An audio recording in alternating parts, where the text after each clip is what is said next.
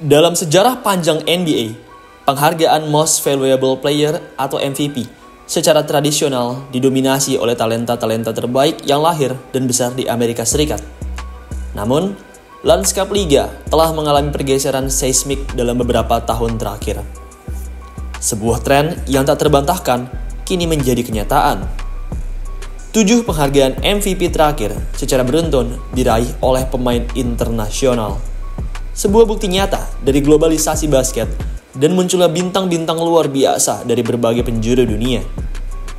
Dimulai pada musim 2018-2019, hegemoni pemain Amerika dalam perebutan gelar individu paling prestisius ini mulai runtuh. Giannis Antetokounmpo yang lahir di Yunani membuka era baru ini dengan meraih MVP.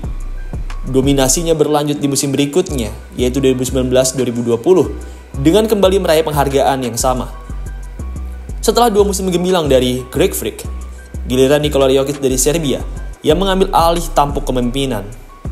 Center Denver Nuggets ini meraih MVP 2 kali berturut-turut, yaitu pada tahun 2021 dan tahun 2022, menunjukkan keahliannya yang unik dan pengaruhnya yang tak tertandingi di lapangan.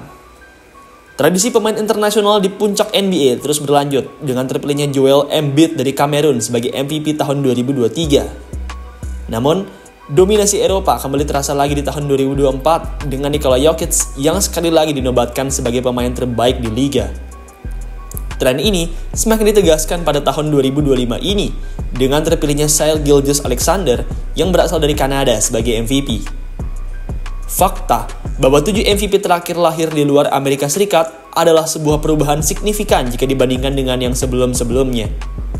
Sebelum tahun 2018, hanya ada 4 pemain internasional yang pernah meraih penghargaan MVP di sepanjang sejarah NBA, yaitu Hakeem Olajuwon yang lahir di Nigeria, Tim Duncan yang lahir dan besar di US Virgin Islands, Steve Nash yang lahir di Afrika Selatan dan besar di Kanada, dan Dirk Nowitzki yang lahir di Jerman. Perlu dicatat, banyak yang mengira bahwa Tim Duncan ini lahir dan besar di Amerika Serikat, padahal aslinya Tim Duncan dibesarkan di St. Croix, US Virgin Islands, dan kemudian baru melanjutkan pendidikannya di Amerika Serikat saat masa kuliah sebelum akhirnya berkarir di NBA. Dominasi pemain internasional ini semakin terasa di musim 2024-2025, di mana 3 besar kandidat MVP semuanya berasal dari luar Amerika Serikat. Nikola Jokic dari Serbia, Shai Gilgeous-Alexander dari Kanada, dan Giannis Antetokounmpo dari Yunani. Pemain Amerika baru berada di posisi keempat. Pemain Amerika yang saya maksud adalah Jason Tatum. Ia di musim ini berada di posisi keempat. Ia masih jauh dari penghargaan MVP di musim ini.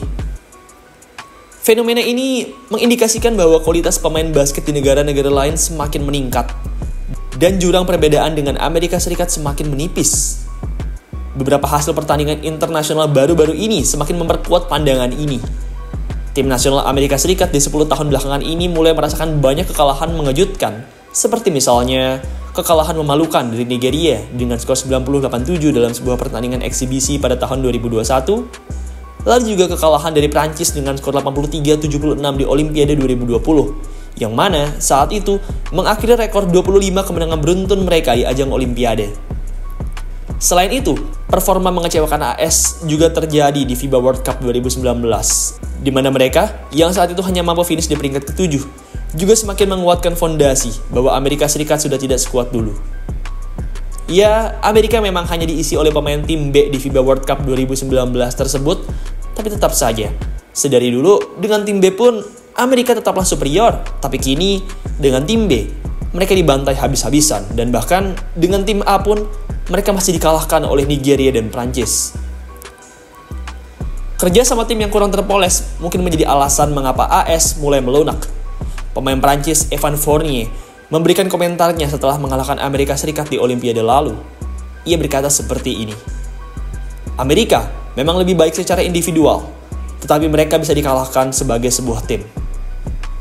Pernyataan ini menggarisbawahi masalah yang mungkin dihadapi oleh tim AS, yaitu kurangnya kekompakan tim dan chemistry. Meskipun mereka memiliki pemain-pemain yang pada dasarnya merupakan pemain paling bertalenta di dunia. Kesimpulannya, dominasi pemain internasional dalam penghargaan MVP NBA selama 7 musim terakhir bukan lagi sekedar kebetulan. Ini adalah representasi dari perkembangan global basket. Munculnya talenta-talenta luar biasa dari berbagai negara, dan tantangan yang dihadapi oleh Amerika Serikat dalam mempertahankan hegemoni di kancah bola basket dunia.